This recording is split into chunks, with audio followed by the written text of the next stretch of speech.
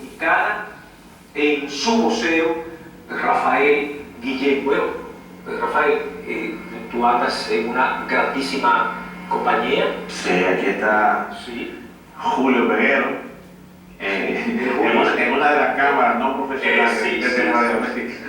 Está nuestro hermano Felipe Carvajal. Así es. Mi hermano Bonnie Guillén, miembro de Paz Dominicana Histórica. Que estuvo por aquí hace... Sí, fundador de Paz Dominicana. Julio Peguero también, no fue fundador, pero más o menos cerquita. Y nuestra reina, Así es. Lady Jiménez, la Así reina de la Santa, nosotros llamamos la Santa Madre de Paz Dominicana. Así es. Porque es la expresión de mujer dominicana, pura, santa, consagrada, limpia, devota de la fuerza infinita de Dios. Y que nosotros estamos en ese proceso continuo de crecimiento espiritual, porque es mucho lo que uno tiene que sacar de dentro para descubrir los verdaderos tesoros del alma, del espíritu que somos.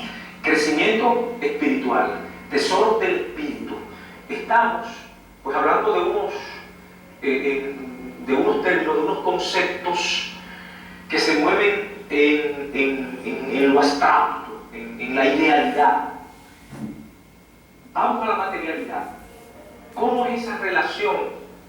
¿Cómo es esa relación dialéctica? Más que cómo esa relación dialéctica, el desplazamiento, la concreción de esa dialéctica entre esa espiritualidad y esa materialidad comprometida. Te decía por teléfono, estoy comprendiendo una reflexión de un italiano, de Buttiglione. Te lo comentaba ayer, o antes de ayer, te decía que me ha impactado toda esta cuarentena. Vivir la verdad de la eternidad desde la actualidad de Jesucristo. Es decir, eso es lo que hacen ustedes, el compromiso social en una sociedad que se desploma en términos de valores. Nosotros somos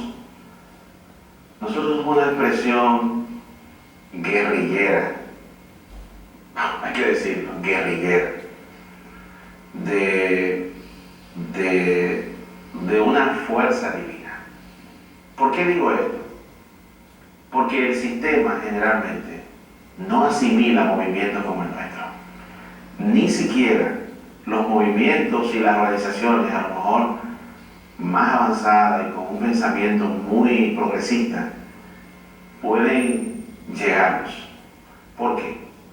Porque tú decías algo en tu artículo que es muy cierto.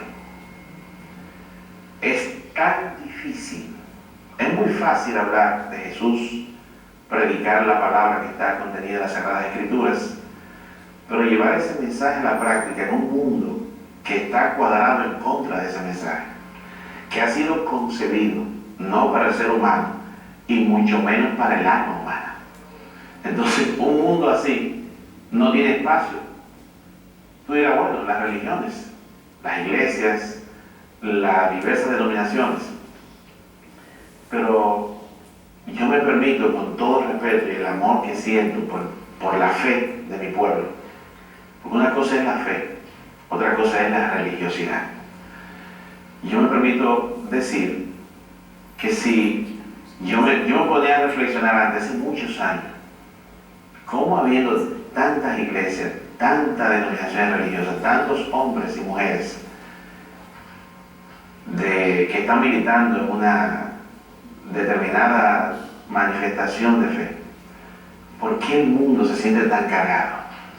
Porque yo me imagino que uno de los atributos que Dios le concede a todo aquel que le busca es que lo acompaña y le permite experimentar incluso un estado de gracia, o yo le diría a otra persona, de energía, que solamente por el hecho de una persona estar en comunión con esa fuerza transmuta y transforma todo el entorno.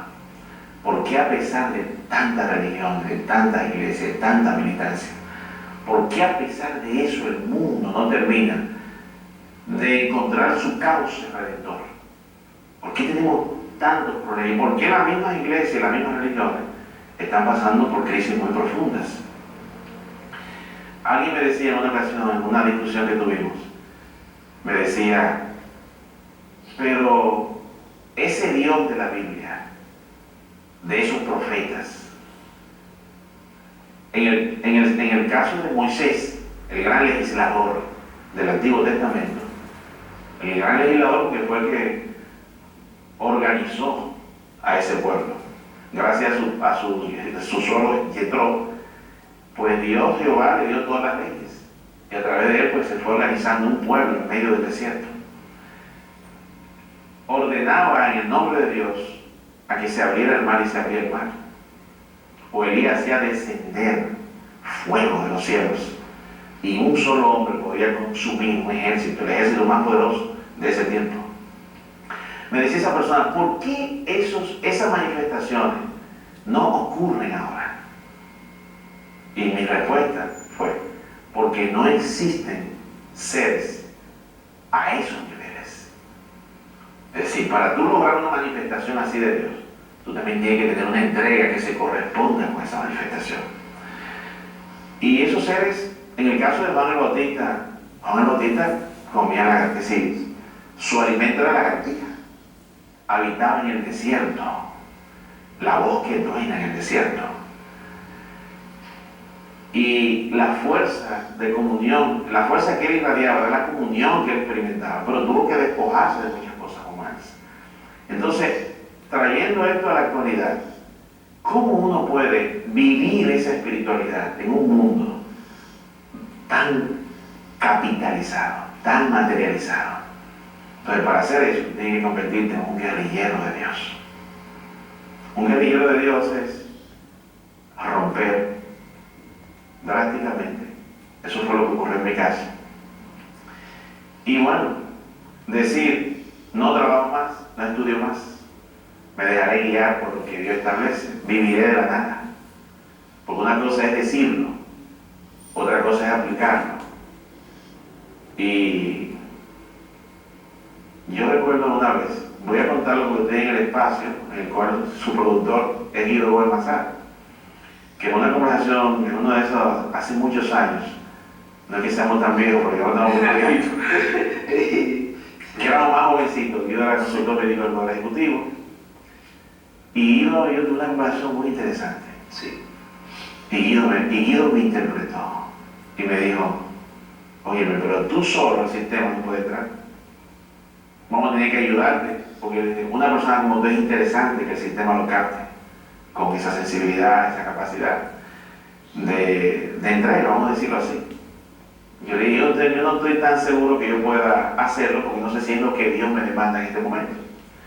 Pero es difícil combinar una vida espiritual real, pura, auténtica, ¿entiendes?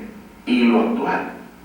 Necesariamente tenemos que romper con algunos esquemas. Yo, por ejemplo, te diré, a lo mejor mi madre que está sentada en su sillón ahora mismo, que la llamamos, la mandamos a llamar para que nos viera, que los otros días me dio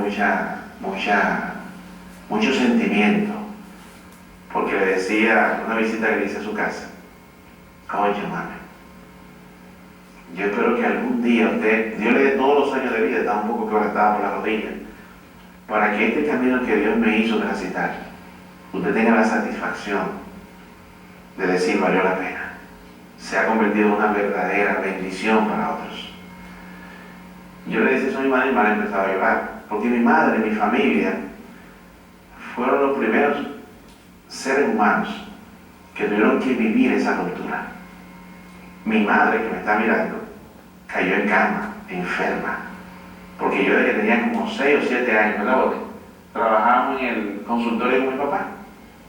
Una tradición de trabajo, que llegábamos del colegio, de la escuela, y nos íbamos en la tarde a trabajar con nuestro padre, que es médico. Tenía un consultorio en la 17, la Padre Castellano, frente a la piscina de Cangrejo. Y allí nosotros entonces cobramos la consulta, nos ayudamos. Yo sé muchas cosas de medicina gracias a eso. De repente mi mamá ve a este joven de 20 años, terminando la economía, mucha gente admirando muchas cualidades que modestamente uno está recibiendo para la gloria de Dios, y de repente renunciar a esos caminos, a renunciar, porque fue lo que Dios me ordenó hacer. Entonces, te cuento este testimonio. Estamos como en un momento como de narcisismo, porque tú empezaste con un artículo y entonces yo estoy ahora hablando un poco de mí que no me gusta. La dulce venganza de Rafa. No me gusta, pero No, pero debo decirte porque es válido porque son los elementos concretos del compromiso. así es.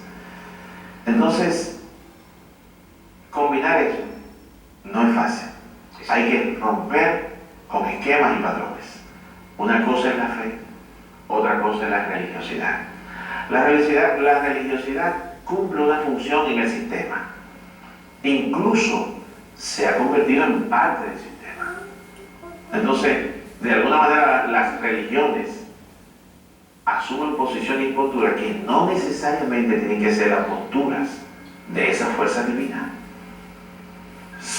Son parte, porque manejan seres humanos, militan una gran cantidad de seres humanos en esas iglesias, y evidentemente se convierte en una fuerza social por la misma trayectoria, por la misma colaboración, contribución. Pero siempre las estructuras son vistas de diferentes ángulos. Los que están abajo de esa estructura y los que están arriba. Los que están arriba tienen que lidiar con todo el que está arriba. Y desde arriba las cosas se ven muy diferentes a como se ven desde abajo. Desde abajo se ven simples y fáciles de hacer, pero no es fácil llegar arriba, aún para esas estructuras religiosas. Porque llegar arriba significa hasta un poco perder la virginidad. Y entonces cruzar la línea, y entonces irse un poco del otro lado, y entonces ya tú no eres blanco, tú eres gris, tú eres un contraste. Y en el contraste, tú pierdes la gracia. Fíjate, te voy a ser honesto con esto.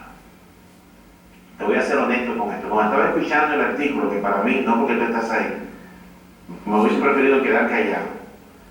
Cuando estaba escuchando el artículo que tú estabas leyendo, que ocurrió hace 18 años, ¿cómo es posible que hace 18 años tú pudiste recibir una revelación una inspiración tan hermosa? Tú tratas de hacer un esfuerzo por escribir algo similar y a lo mejor no le llega ni al 10% de lo que escribiste. ¿Por qué? Porque en ese tiempo tú estabas más puro. Es cierto. Ahora, Juan Pablo Uribe está más maduro. Pero Jesús nos dijo, a propósito, nos falta muy poquito tiempo, que para entrar al reino de Dios hay que nacer de nuevo. Hay que nacer de nuevo. Y eso implica un renacimiento. Tú has estado naciendo de nuevo.